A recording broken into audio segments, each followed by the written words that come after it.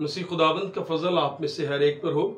Bible study के session में आज हम बात करने वाले हैं एक गलत फहमी पर, जो आम तौर पर सोचा जाता है कि वो लोग जो मुल्क मिस्र से निकले उनमें से सिर्फ यशवा और कालिब ऐसे दो लोग थे जो मुल्क कनान या वादा की हुई सरजमीन में दाखिल हुए। याद रहे, अगर आप भी ऐसा सोचते हैं तो ऐसा सोचना दुरुस्त नहीं है। और बाइबल मुकद्दस में आज बाइबल मुकद्दस की रोशनी में से हम इस बात पर गौर करने वाले हैं, और मैं पूरा भरोसा रखता हूं कि हम कुछ नया जानेंगे, सीखेंगे। और मैं आपसे ये दरख्वास्त करूंगा कि जब आप इस सच्चाई को जान जाएं तो फिर ये आपकी जिम्मेदारी है कि आप इस बाइबल स्टडी को दूसरों के साथ शेयर करें, ताकि वो भी मुकद्दस कलाम से बरकत पा सके।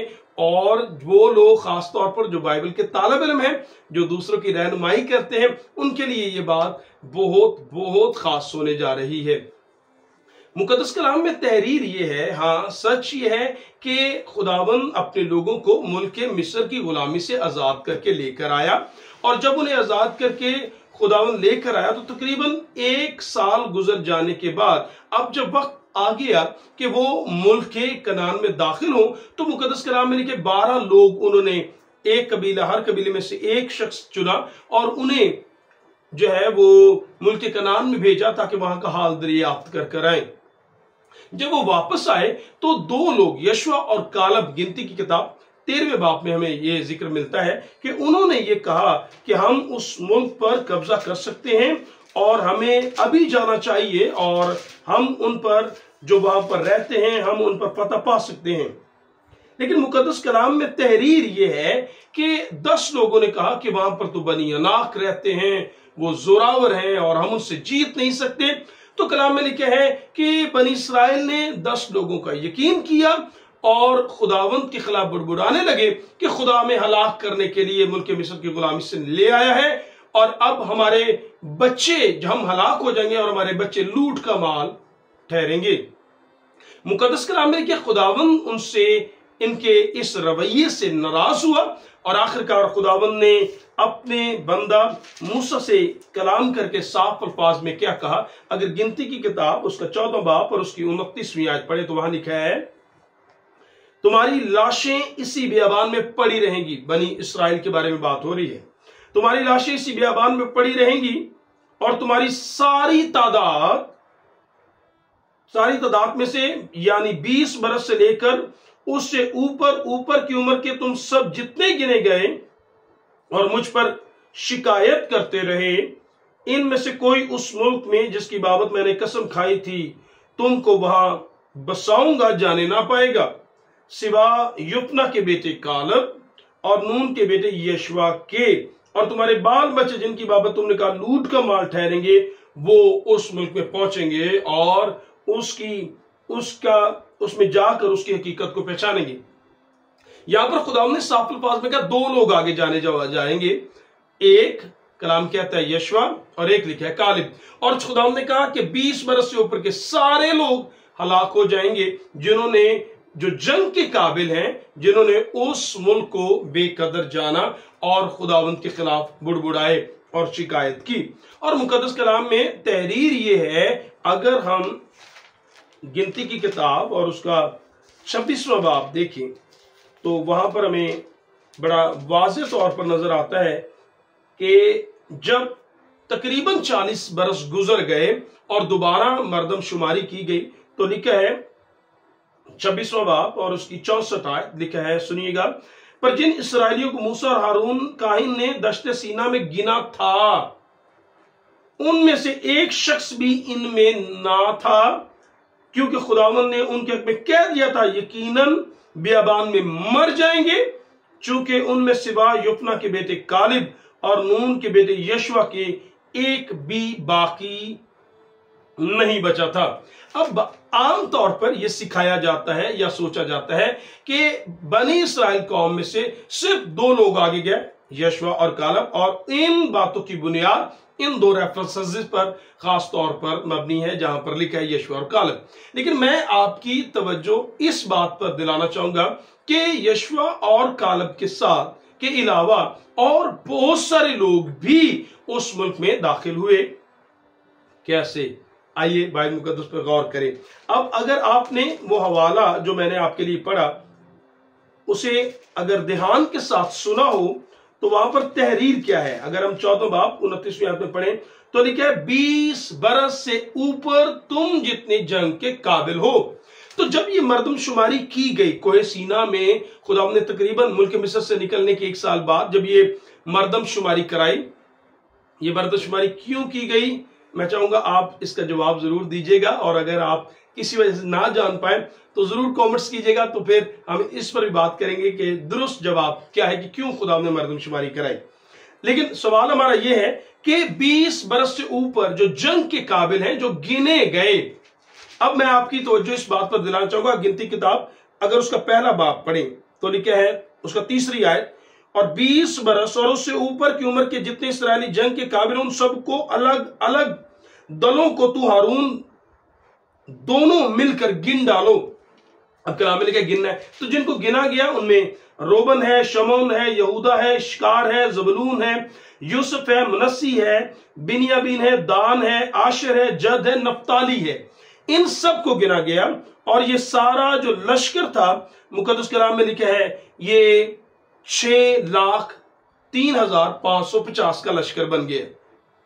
لیکن میں آپ کی توجہ اس بات پر دلانا چاہتا ہوں کہ ان کے اندر ایک قبیلہ ایسا ہے جو گنا نہیں گیا، اور وہ کون سا قبیلہ ہے؟ جی ہاں، وہ قبیلہ لاوی کا قبیلہ ہے، کیونکہ خدا نے لاوی کو ہارون کے سپرد کیا کہ یہ میرے مقدس کی خدمت کریں گے، یہ میں تجھے دیتا ہوں۔ اور کیونکہ انہیں خدا نے خدمت کے لیے چن لیا، اپنے کام کے لیے چنا، اور انہیں جنگ کے لیے کھڑا نہیں کیا تھا۔ اور میں آپ کی توجہ ایک اور بات پر بھی دلانا چاہوں گا کہ بنی لاوی جنگ کے لیے نہیں تھے، اور 20 برس سے اوپر جو، اگر ہم گنتی کتاب 3 باب پڑھیں تو اس کی 14ویں آیت لکھا ہے، پھر خداوند نے دشت سینا میں موسیٰ سے کہا بنی لاوی کو ان کے آبائی خاندانوں اور گھرانوں کے مطابق شمار کر، یعنی 1 مہینے اور اس سے اوپر کے ہر لڑکے کو گننا۔ خدا نے کہا ہر فرزند کو گننا۔ اب دیکھیں بنی اسرائیل کے باقی جو 12 قبائل تھے، یاد رہے 12 قبائل میں اس لیے کہہ رہا ہوں کیونکہ یوسف کے 2 بیٹے منسی اور افرایم، ان کو ملا کر 12 قبائل، لاوی کو الگ کر لیا گیا کیونکہ وہ خداوند کے لیے مخصوص تھا۔ لیکن باقیوں کی جو گنے گئے وہ 20 برس سے اوپر گنے گئے، لیکن بنی لاوی کو کس طرح گنا گیا؟ لکھا ہے 1 مہینے اور اس سے اوپر کے ہر لڑکے کو گننا۔ بنی اسرائیل کی گنتی، بنی اسرائیل میں سے لاویوں کی گنتی 20 برس کے حساب سے نہیں ہوئی تھی، بلکہ ان کی گنتی ہر وہ فرزند نرینہ جو 1 مہینے سے اوپر ہے اسے گنا گیا، اور ان کی تعداد کم و بیش 22,000 بائبل مقدس میں تحریر ہے کہ 22,000 تھی۔ کہ ہاں یشوع اور کالب اس نئے ملک میں گئے، لیکن سچائی یہ ہے کہ بنی لاوی کا قبیلہ جسے خدا نے جنگ سے الگ رکھا تھا کہ وہ جنگ کے لیے نہیں، وہ میری خدمت کے لیے ہے، یاد رہے، اور وہ 20 برس کے حساب سے گنے نہیں گئے تھے، بلکہ ان کی گنتی 1 مہینے اور اس سے اوپر کے فرزند جو ہیں وہ گنے گئے تھے۔ تو یہ الگ ہمیں نظر آتے ہیں، اور ہلاک جو ہوئے، جو آگے نہیں جائیں گے، وہ کون تھے؟ کلام کہتا ہے وہ جو 20 برس سے اوپر ہیں اور جنگ کے قابل ہیں، وہ آگے نہیں جائیں گے۔ اب اگر آپ سمجھ پائے ہوں تو میں یہ کہہ رہا ہوں، ہاں یشوع اور کالب اس نئے ملک میں جس کا وعدہ ابراہیم، اسحاق اور یعقوب سے تھا، ہاں وہ اس آرام کی جگہ پر گئے، لیکن ان کے ساتھ لاوی کے قبیلے کے لوگ بھی آگے گئے۔ ہاں کچھ لوگ طبعی طور پر مرے، لیکن باقی قبائل کے 20 برس سے اوپر کے لوگوں کو خدا نے دانستہ طور پر ہلاک کیا، اس لیے کہ وہ اس نئے ملک میں نہیں جا پائیں گے۔ اور وہ کیوں نہیں گئے؟ بائبل مقدس خدا کا بندہ پالوس رسول عبرانیوں کے خط میں بڑے واضح طور پر ہمیں بتاتا ہے کہ وہ کون سے 2 سبب تھے جس کی وجہ سے بنی اسرائیل کے ये लोग जो लाखों में थे, जो 20 बरस से ऊपर थे, वो नहीं जा सके। बाइबल मुकद्दस में अगर हम इब्रानियों का खत 3 बाब और उसकी 18 और 19 आयत पढ़े तो उसका हमें जवाब मिलता। लिखा है, और किन की बाबत उसने कसम खाई कि मेरे आराम में दाखिल ना होने पाएंगे सिवा उनके जिन्होंने नाफरमानी की। याद रहे एक बात, खुदा की बात को ना माना, नाफरमान हुए। गर्ज हम देखते हैं कि वो बेईमानी के सबब से दाखिल ना हो सके। सो ईमान, बेईमानी और नाफरमानी, ये 2 सबब थे जिसकी वजह से बनी इस्राएल के 12 कबाइल, जिनमें लावी का कबीला शामिल नहीं, कलाम कहता उसके 20 बरस से ऊपर के लोग यशुआ और कालेब को छोड़कर सारे बियाबान में हलाक हुए। ये 2 लोग और लावी का कबीला, और यकीनन इनके साथ जो उनकी बेटियां थीं, खुदा ने उन्हें मौका दिया। और मैं ये यकीन रखता हूं, मेरी कायलियत ये है कि ये बनी इस्राएल में से भी, दूसरे कबाइल में से भी जो बेटियां होंगी, यकीनन उन्हें मौका दिया गया होगा, क्योंकि वो जंग की बात उनके साथ नहीं है। इसका मतलब यह है क्यों वो आगे नहीं जा सके, नाफरमानी के सबसे और कलाम किया बेईमानी के सबसे। आप और मैं क्या जानते हैं कि बनी इस्राएल तो नए मुल्क में दाखिल नहीं हो सके, वादा की उस सरजमीन में नहीं जा सके, वजह नाफरमानी और बेईमानी।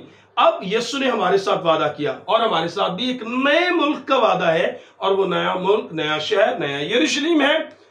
अब मैं आपको बताना चाहूंगा, आसमान की बादशाही में 2 तरह के लोग नहीं जा पाएंगे, और वो लोग जो ईमान से खाली हैं और जो खुदा की फरमाबरदारी नहीं करते, क्योंकि बगैर ईमान के खुदा को पसंद आना नामुमकिन है। और लिखा है, अगर तुम मेरे हुक्मों पर अमल नहीं करते तो फिर क्यों मुझे खुदावन खुदावन कहते हो।